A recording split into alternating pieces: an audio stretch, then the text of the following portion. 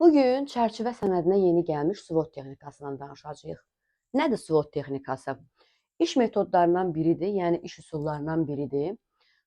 SWOT texnikası şagirdlərdə analitik və strateji düşünməni, eyni zamanda müqayisə bacarığı inkişaf etdirir. Layihə, hadisə, təşkilat və yaxud da tarixi şəxsiyyətin təhlil edilməsini. Yəni sırf şagird burada hansısa hadisəni, hansısa tarixi şəxsiyyəti, hansısa layihəni və yaxud da hansısa bir anlayışı nə etməlidir? Təhlil etməlidir. Həmin verilmiş məsələnin güclü tərəfləri, S hərfi, yəni SWOT-un S-sı güclü tərəflərini göstərir. W zəif tərəfləri göstərir.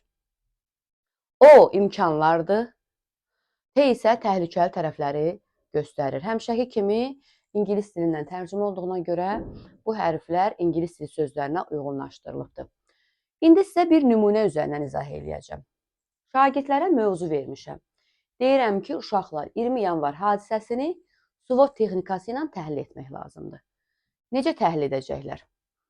20 yanvar hadisəsində xalqın mübarizə ruhunun güclü tərəfləri hansılardır? Yəni SWOT-un S-i. Hər hansı zəifliklər və çatışmazlıqlar hansılardır? Yəni SWOT-un W-su. Zəif tərəflər.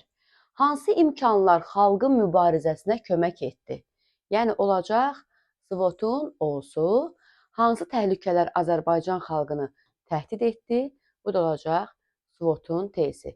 Yəni SWOT texnikasında şagird hər hansı hadisəni, hər hansı mövzunu, hər hansı layihəni nə edir? Həm güclü, həm zəif, həm imkanlar, həm də təhlükələr baxımından təhlil edir.